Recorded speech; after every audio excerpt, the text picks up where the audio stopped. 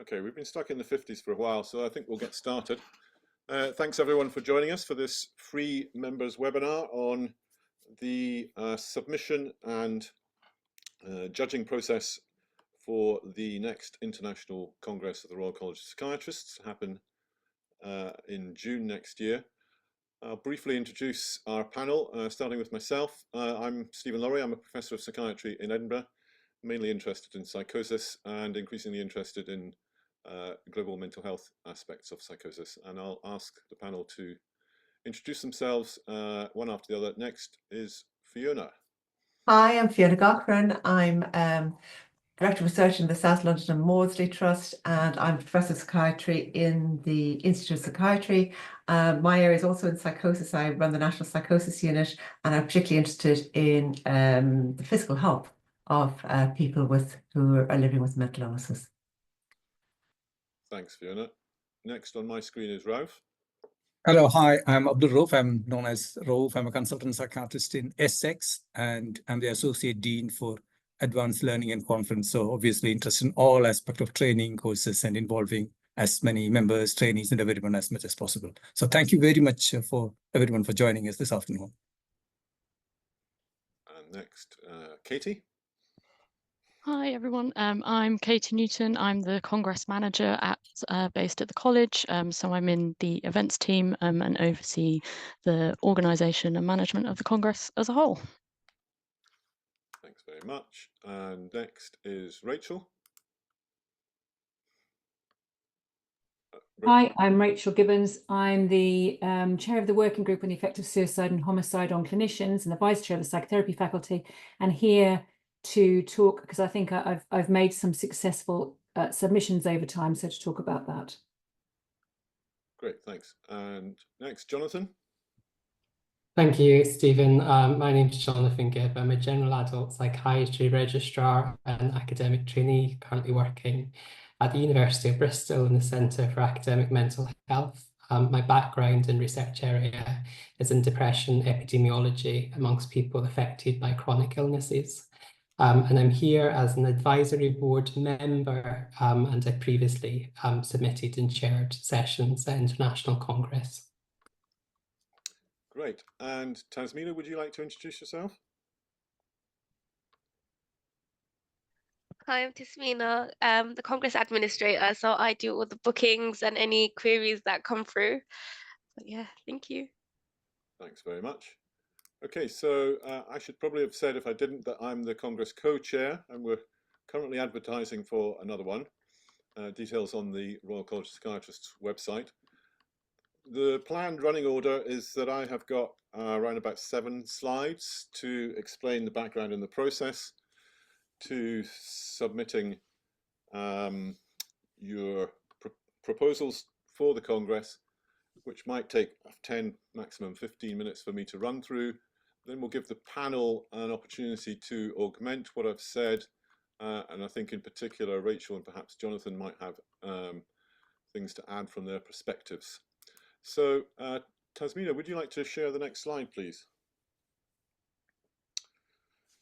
So some people are understandably not entirely clear who the organising committee of the Congress, the Royal College of Psychiatrists International Congress are, and as I've alluded to already, the executive, which takes overall responsibility for running the Congress, has 2 co-chairs sitting alongside Rauf, as he has already alluded to, who is the Associate Dean of Advanced Learning for the college.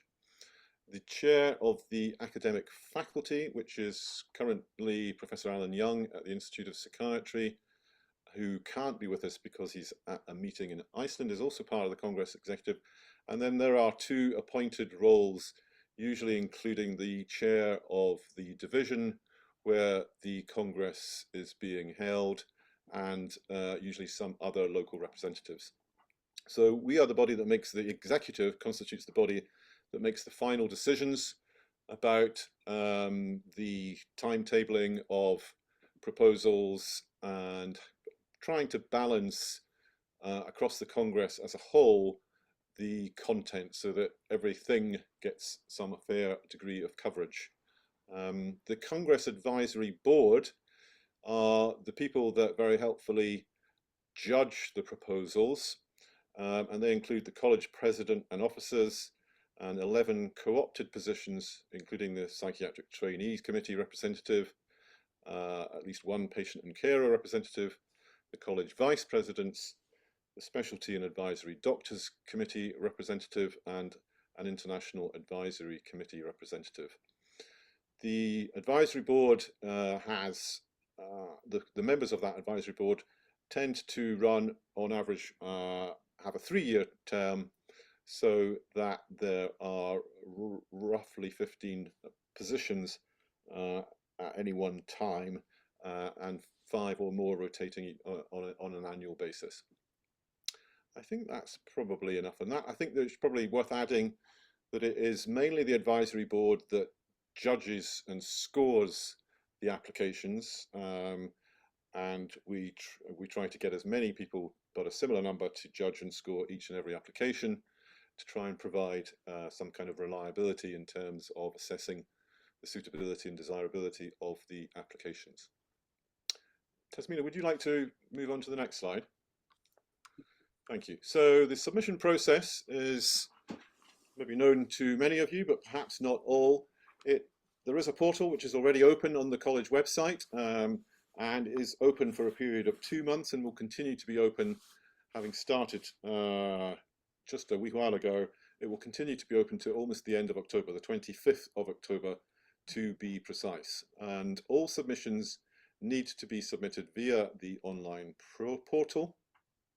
Once the submission deadline has passed, all submissions are reviewed by the organising committee, and they mark submissions, as I've already alluded to, based on how well they've met the review criteria, which are detailed on the website, but we're going to run through some of the main considerations in the next couple of slides. Tasmina, would you like to move to the next slide? So what are we looking for? So we are obviously a clinical and research focused organisation as the Royal College of Psychiatrists, and so those are perhaps above all the considerations that we are looking for people to address. Submissions should also consider the diversity of that workforce that is in the College of Psychiatrists, and ideally include people on their proposals which reflect that diversity. We would also stress the importance of including speakers from different organisations. So at least 2 organisations should be represented within the 4 people on any proposal application. We are looking for people to select appropriate subject matter that might interest a broad group of people attending the Congress. That might include a focus on scientific discovery, new learning, and open communication. But there are also intriguing opportunities to present proposals on education, practice, and the fringe program. We would advise you to make sure that your submission is focused and detailed, and preferably intriguing. If you pique the organising committee's interest, you are probably more likely to pique the interest of the psychiatrists and others who are attending the Congress. And we would ask you to consider cross-collaboration with other specialties, faculties, and specialist interest groups, where they might be able to address a particular topic from interesting, broad, and perhaps diverse perspectives. Okay, Tasmina, the next slide, please. We stress that we are an international congress, it's in our name, and submissions are welcome and indeed encouraged from all around the world. We are, it's not widely appreciated, but there are 13 bursaries each year which are available for presenters from low and middle income countries, which include free registration to the entire congress, and a not insubstantial sum of £1,500 towards travel and accommodation for the duration of the Congress. And it's worth knowing that the college can support with visa applications where those are required. Okay, thanks, Tasmina. Next slide, please. So the programme is made up of 65 session slots, Some slots are reserved for commission sessions from particular parts of the college, but that's only around about 5 of the total. And as I've alluded to already, the program is organized by streams, including clinical practice, new science, developmental, by which we mean neurodevelopmental disorders and diversity, leadership and management, quality improvement, education and training, policy and media, and psychopharmacology. And additional categories have been added to the submission portal so that you can highlight in your proposal where different specialties are involved, if different RC Psych faculties are involved, if different specialist interest groups are involved. We're very keen on including lived experience and trainees and new consultants with international representation and early career researchers. So an attractive combination of proposed speakers from different backgrounds, different ages or stages in their career, different genders and ethnicity might all enhance your submission chances of scoring highly and being successful in terms of being selected for the final program. Next slide. So this highlights just how competitive the process is, which I think is a sign of health and vigor of the Congress as a whole. So it starts on the right in 2021 and comes back 22, 23 to the far left column, which is 24. And you can see over the past few years, the number of attendees has more or less stayed roughly the same in the mid-2000s, but that the number of submissions have been steadily more or less increasing until what I think might have been a record peak last year. And accordingly, given that we have a limited number of sessions, the acceptance rate necessarily has fallen. So only 20% of the 287 submissions last year could be and were accepted. So you can see that the process is quite competitive, and that the things that we have just gone through and are detailed perhaps more in the website are really worth considering if you want to optimize your chances of success. Now, and that is the slides finished, and I'm going to ask any other members of the panel to augment what I have said if they wish, and then we'll move on to the Q&A session. So while we're just preparing from that, there is a Q&A box, and there is an open chat sidebar for additional reflections. I would, of course, ask you as always to be polite and considerate in your questions or comments. And I think, Rachel, you were keen, I think, to add something to what I proposed to say. Maybe let you go next, and then we'll see if anyone else wants to add anything else. Yeah, I thought there was a couple of things I was thinking about. It was interesting seeing your percentage of acceptance, because that would fit in quite a lot with my own experience, which is for every one that I've actually had sort of accepted, I've had one rejected. So there's something about that managing, because if you just put in one and you get that rejected, you're quite likely to feel quite sore about it. But actually, if you put in quite a few, you'll see that around 50%, and it's probably more get rejected. And I suppose you have to be quite resilient about that, I was thinking. There was something else I was thinking when you were talking, Stephen, that I think the thing that speaks to me that I don't think you mentioned, and I think probably why I've had some accepted, is to do with passion. That actually, if you put a proposal in for wherever your emotional intensity is located at that time, I think you're probably more likely to get it accepted. Rather than just putting in something that you think, oh, well, that's quite interesting. I think if you feel passionately about it, then I think you'll probably write it with passion and energy, and you put more energy into putting it together. So what I might do is just put some of the examples, you know, when we're getting to Q&As, I might put some of the examples of different sessions that I've had accepted. And then you might be able to see that. I think there was one that I was very pleased with, which had Hadiza Baragaba. I was absolutely very, very passionate about Hadiza Baragaba, who came, I'm very, very pleased came and very, very successful. Congress presentation. So I think that's the one I feel most proud of. But also the other thing that I think is important in the presentations that we've managed to get accepted is that there is a diverse panel. There's often a speaker who draws attention, I think, in it.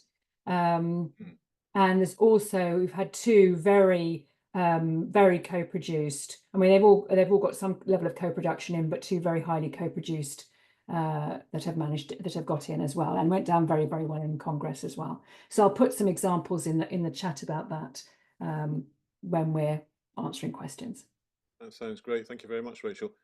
I should add that, you know, with a 50% acceptance rate, that's a pretty high hit. You're doing very well. You're doing better than average. Okay. I hope it don't cause you a flood of people coming to you saying, how can you please be on our panel? Anyway, Jonathan, did you want to add anything from a trainee's perspective? Yeah, thank you, Stephen. I think what we've been quite keen to do as well this year with that tagging when people submit proposals, as if they are a trainee or an early career researcher, there's now an opportunity to flag that at the point of submitting a proposal, because I think we really want Congress to be relevant and accessible to the whole of profession, and we know that increasingly starts with early career psychiatrists and colleagues. I've been going since a medical student, actually, somewhat embarrassingly, when I got some RC Psych funding to attend. And I think on panels as well now since, well, I'm noticing a lot more trainee representation, and particularly from early career colleagues who finished a doctorate, not only as a panel member, but also thinking about chairing sessions. And I think that's important because Congress gives an opportunity to sell academic psychiatry, and hopefully is quite inspiring in that way. My other probably top tip is really ensuring that the panel does reflect the diversity of the workforce. And within that, we of course really need to consider multi-professional viewpoints, who I think have often brought a lot of richness and really positive contributions to panels.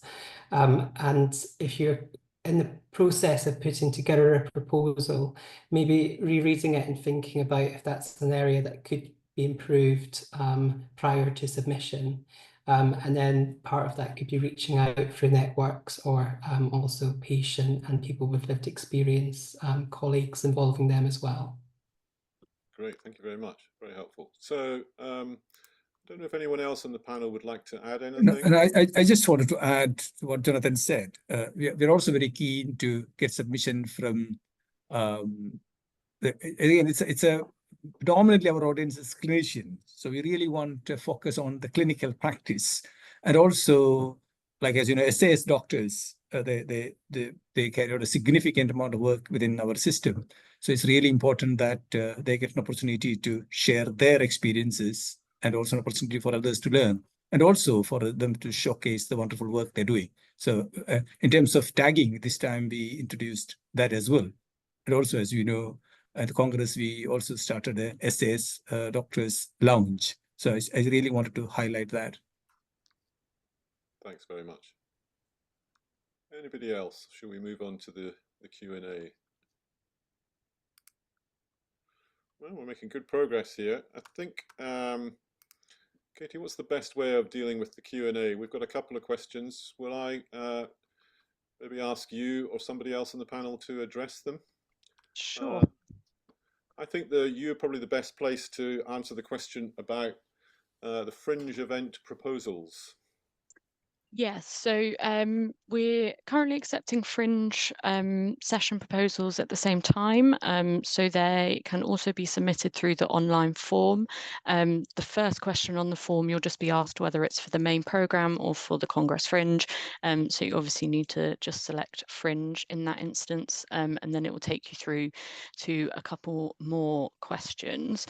The fringe sessions tend to run outside of the main kind of academic programme, so they will tend to take place in the morning, immediately after the main program at the end of the day or during the lunch time. So they can run for 30 minutes up to kind of 75 minutes as per a normal session. They don't have to follow the same kind of format. So formats of kind of the main sessions in the program consist of typically 3 speakers in a chair.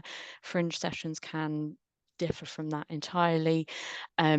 But it is worth being mindful of kind of room layouts and things like that. We're often quite restricted by what we can do within the venue and what's available. They can really range from in a variety of things. So we've had a number of different types of sessions in the Fringe. We've had comedy, we've had music, we've had debates that have been included as well, that have kind of sat outside of the main programme. One thing that we would really like to focus on this year next year, even in 2025, the venue that we've got in Wales actually allows for quite a few different kind of wellbeing activities. We've got some nice outside space and some green areas that we haven't had in the past when we've been in kind of inner city venues. So any suggestions on how we can utilise the green space and things would be very welcome. Yeah, anything well-being as well, particularly is a big one that we focus on. So we do mindfulness, yoga, and things like that. Another small thing just to mention as well, we've got the Congress Fringe stage, which is separate as well. So that's more informal. And we first introduced it this year in Edinburgh. So it's a small stage located kind of in the main areas in the foyer. We had it near the registration area this year. And it kind of showcase any kind of talent really revolving around music. We had quite a few different musical performances and poetry, sort of creative playlists as well. So that is done through a separate submission form, but I've posted the link in the chat, and so you should be able to find that on the website as well. So yeah, hopefully that covers all the Fringe. Thanks very much. Yeah, talking about the range, I just want to say we had a stand-up comedy by Stephen, didn't we? Yes, and somebody else has offered to possibly take that onerous burden away from me, so I'm delighted. Well, I am prepared to offer assistance. Am I right in thinking, Katie, that we would particularly encourage these fringe event proposals because we haven't the acceptance chances are slightly higher than they are for the rest of the Congress? Yeah, we are limited in the number of sessions that we can fit in, obviously. But yeah, we it's something that we first introduced in the online Congress, just to add a different element, and we've built on that each year. So yeah, we're very keen to look at new and exciting things in relation to mental health, but outside kind of the academic programme. So yeah. Great. And being in Wales next year, perhaps some fringe events that pertaining to Welsh. I should avoid indulging in national stereotypes, but Welsh in focused activities like choir singing and other things like that might go down well. Absolutely. Okay, thanks. So we've got another question here, which is a good one. Is there any funding available if we were to get an expert by experience to help? I think again, Katie, you're probably best placed to answer this. Yes, so we will cover travel and accommodation expenses, but as per the college kind of policy as well, we will pay them £180 speaker fee. Great. Good. That seems highly appropriate. So I'm not sure we've got an awful lot more questions to deal with. One earlier question which was dealt with already is that this recording is going to be available on the website so that people can come back to it, or people who weren't able to attend today can look at it.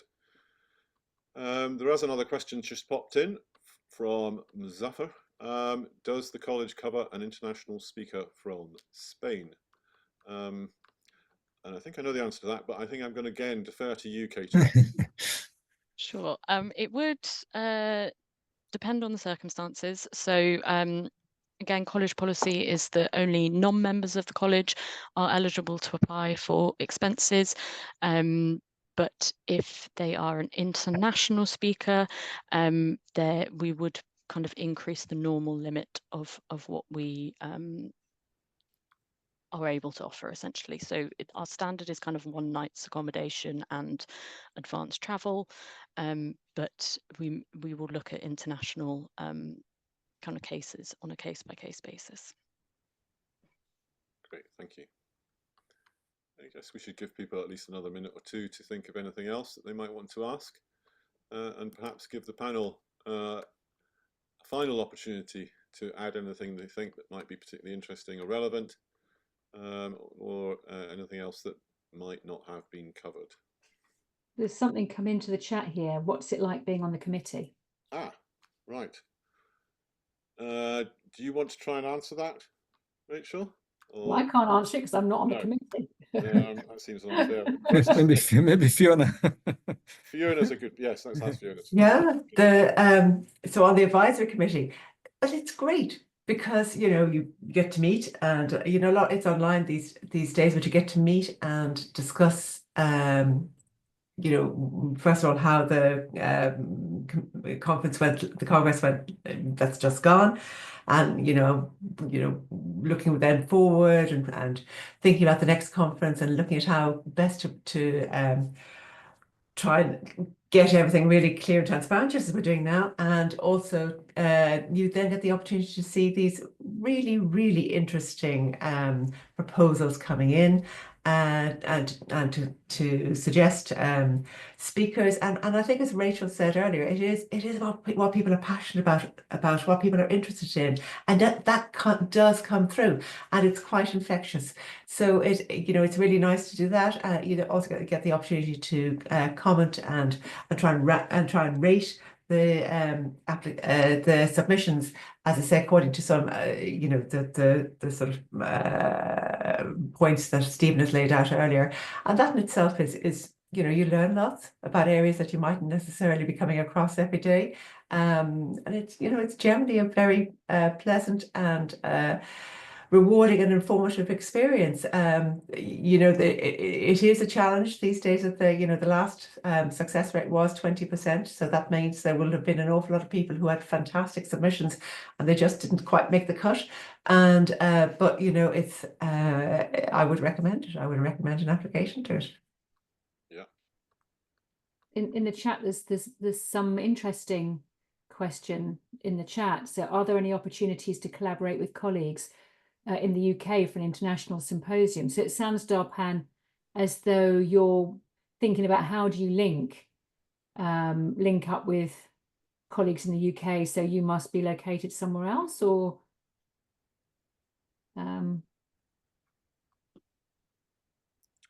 it's an interesting question, isn't it? Because it's sort of come up in other conferences, some other conferences that I'm involved with, that in some conferences, like the World Psychiatric Association conference, you have to have people from different countries on the panel. So it brings up a real question of how you make links with people from different countries who have similar interests, and how you manage to sort of link up and get together. Yeah, it is a good question. Thanks for highlighting it, Rachel. I'm not sure, Darpan, but I mean, I would, if you are working with people who are based in the UK, then those would obviously be potential people to approach to collaborate with.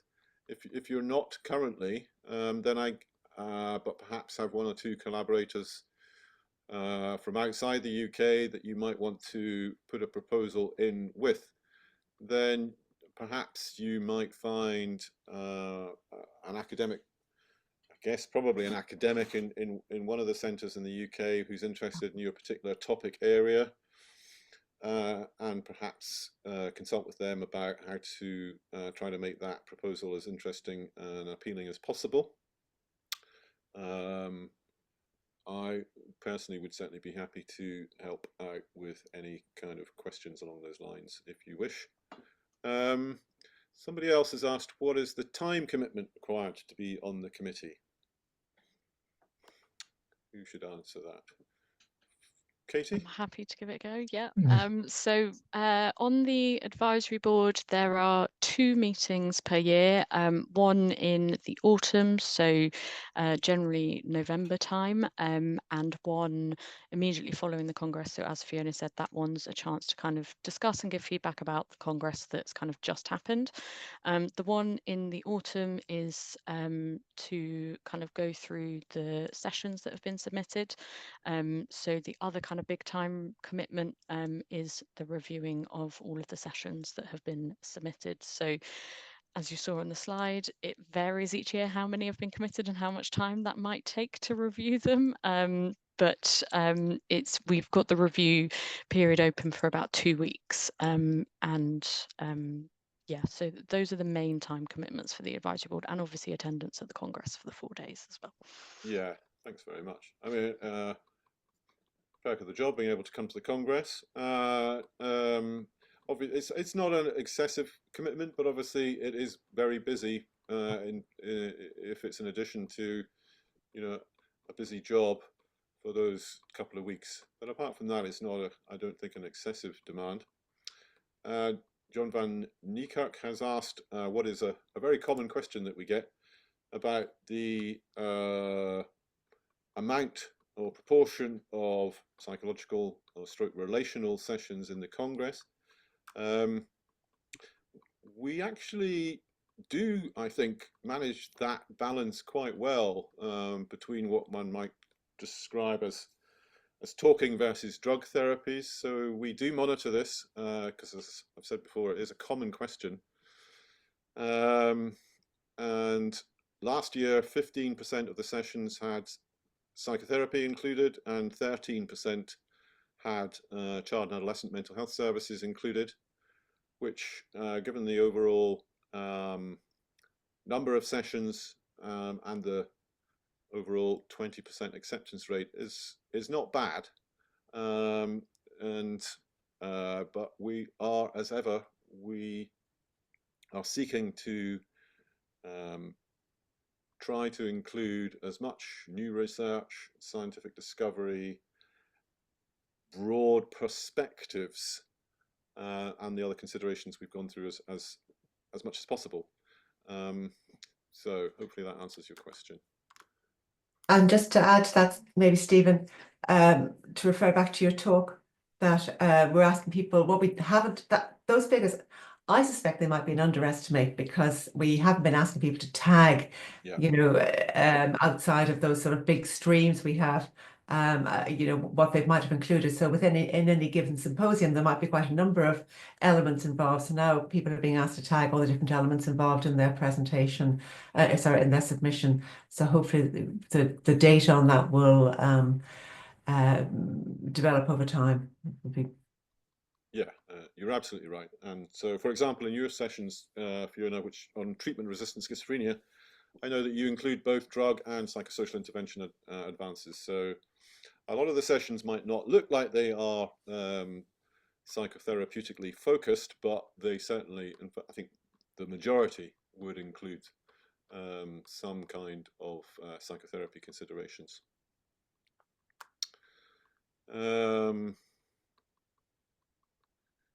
So there's some more questions on the Q&A now. Oh, good. Right. Okay. I haven't looked for a while. Thank you very much for highlighting that.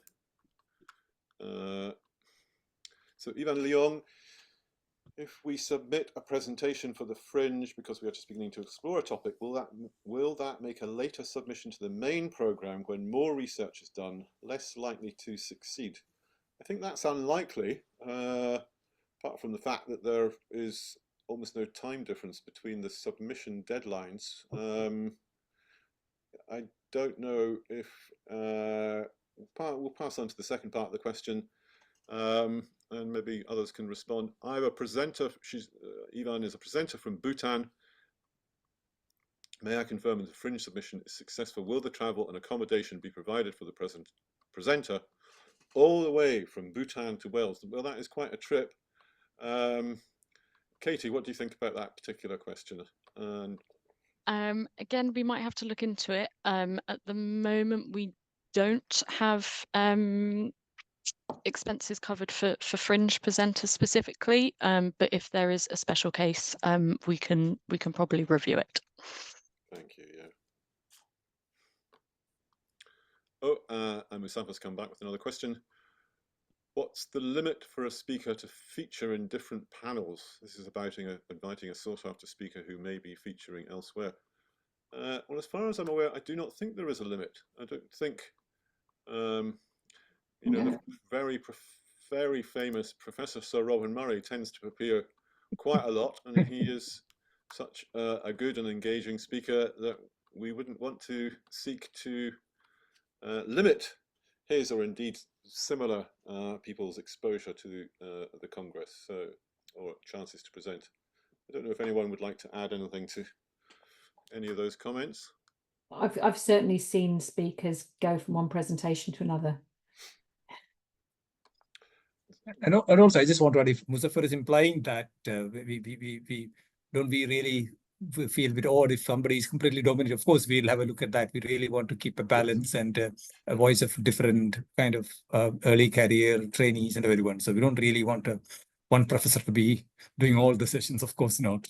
I thought it's also important that we consider that side as well. Absolutely. Yeah, and I mean, obviously, we don't want to overexpose anybody, both in terms of work for them or the audience, but there's no actual limit on the number of people, on the number of times any given presenter can contribute. Obviously, we would want them to contribute something different in each session. I have been at conferences where people present essentially the same talk in different sessions, and we're not looking for anything like that. There's another question here by an anonymous attendee. If someone wants mentoring on submitting, are there possibilities? So that's a good question. My initial response to that would be, where possible, try to include. So it sounds like that might be coming from a early career or trainee type perspective, where it is an understandable question. But I would imagine that where possible, one should include, if we're going for a range of speakers at different ages and stages in their careers, there might be the opportunity for support and mentorship within the proposal team. Then I suppose if there isn't, and there isn't, don't feel that there's enough guidance available on the web page, it might be worth, as I've mentioned earlier to Darpan, it might be worth thinking about who you could approach in terms of clinical academics, people with lived experience, whoever might be interested in your particular topic, who may have experience in this process and may have something particular to offer in terms of putting together a competitive proposal. Just to add to that, Stephen, as well, if anyone does have any issues or anything, they can contact us, and we will try and link you up with relevant people as well. As Stephen said, we don't have a formal kind of mentoring process, but if you have got questions or concerns, feel free to email us or phone the college. Our contact details are on the website, and we will always try and help in as best we can. Thanks very much, Katie. I think Ivan's come back here to clarify, will a present at the Fringe 1 year make us less likely to succeed with a more fleshed out version in future years? I would suggest absolutely not, no. Iterative advances in science, education, practice, and indeed the Fringe programme are probably desirable. And so I would think that the more important consideration would be how successful the Fringe programme presentation was and how the feedback that we got on it. I know there are a number of topics in the Congress that are covered each year because they receive such good feedback from people who attend. Marilia has asked, are the submissions blinded? Can the committee see speakers' names? No, I think we've dealt with this, Katie. Maybe you should tell people how. Yes, they can see the speakers' names, and there is a part of the form where you have to include kind of why you've suggested that speaker as well, to kind of highlight those elements. But yes, they can see the speakers' names. It's not blinded. I can see where you're coming from, really, but you know, and to, you know, if the Congress proposal judging was a precise science, we would do that, but it's not practical in terms of the amount of work involved. And of course, it's simply a fact that sometimes there are people that are very popular speakers and consistently get good feedback and are very commonly included in more than one session. So I don't think it's possible to completely blind them. But again, we do try very carefully consider a balance across the program as a whole. Anonymous attendee, apologies if this was missed at the start. Is there a top 10 tips, etc. guidance for submissions and a good exemplar? Well, I think there aren't exactly top 10 tips, but there is very detailed guidance, I think, on the website, which we've tried to kind of stress the more important points. And I think Rachel has very helpfully shared a number of successful bids that she has put in the past. I don't know if there's anything to add to that. Jonathan, do you want to add about Insight? Yeah.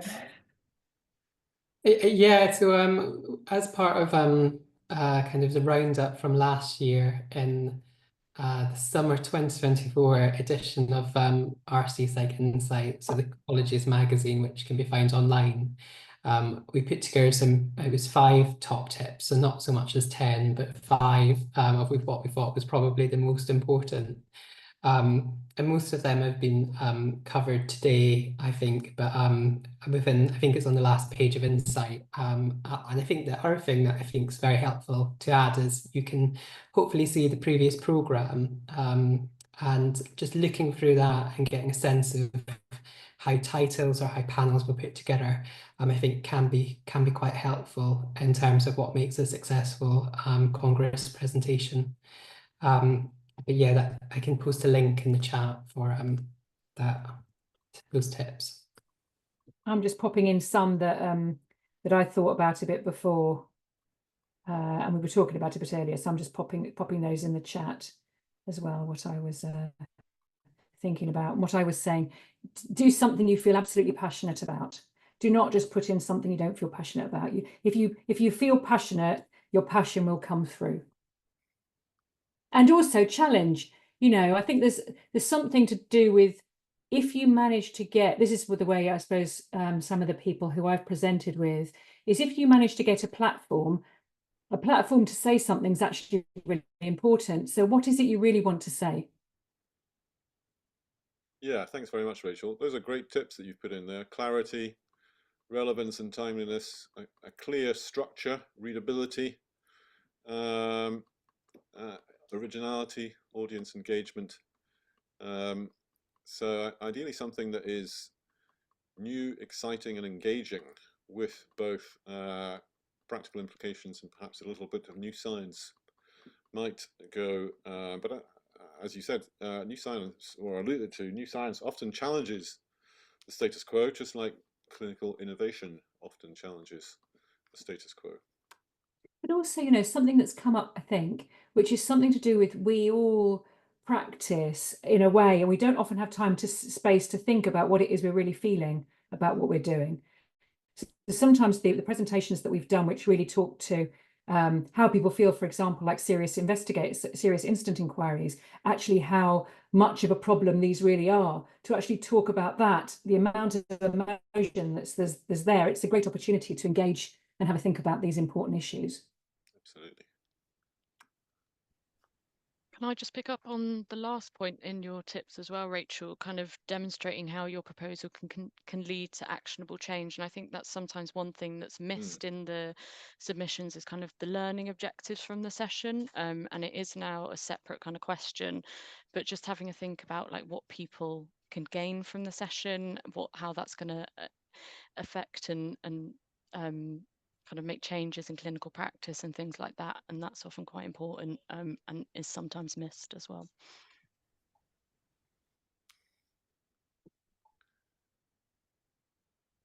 Good. A couple of thank yous for those contributions. Thank you very much, Katie and Rachel.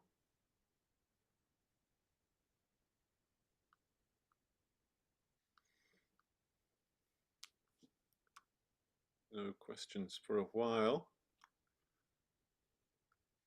More thanks. No more questions.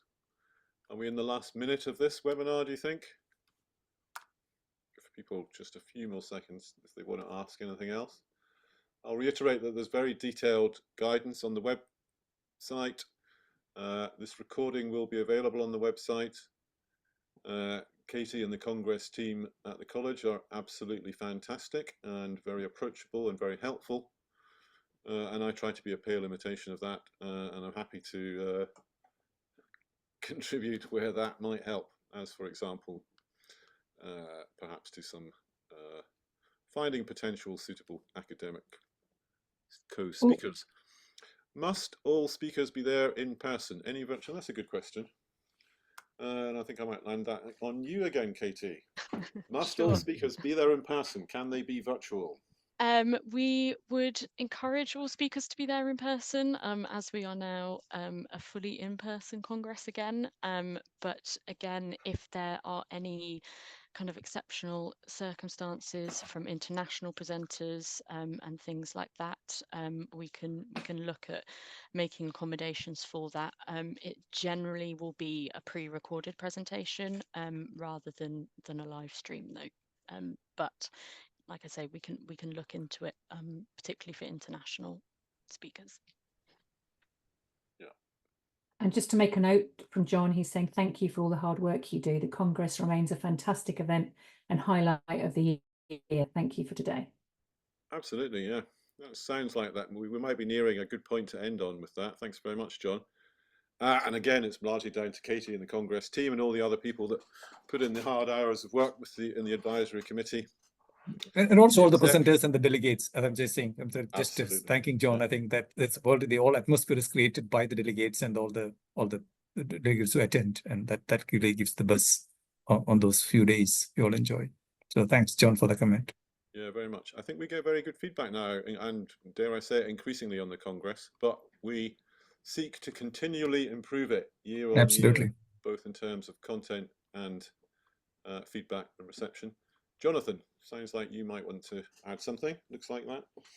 Yeah, just to echo Fiona's earlier point about joining the advisory board, I think we're seeking applications. Would really reiterate it's a really welcoming group, and as peer review goes, it's actually quite fun. It's I think the college has been really responsive to feedback as well, so you can really shape improvements and use feedback to positively change things. So please do consider applying. Yes, I would reiterate that, and also that we are looking for a co-chair, and I could reassure people that you don't have to do too much with me, and you do quite a lot with Katie and the rest of the Congress team and the advisory and exec committees. So we're looking for both a co-chair and new members of the advisory board.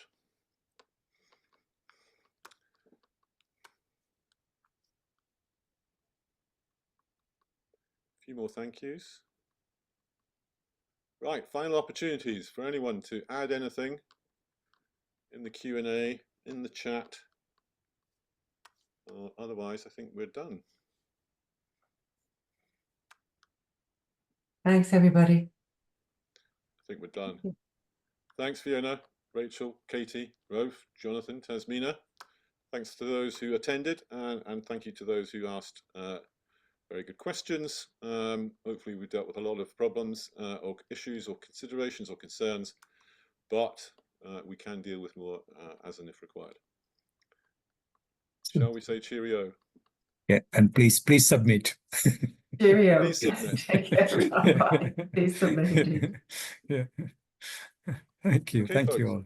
Thanks very much. Thanks, everybody. Thanks. Bye. Thank you, everyone.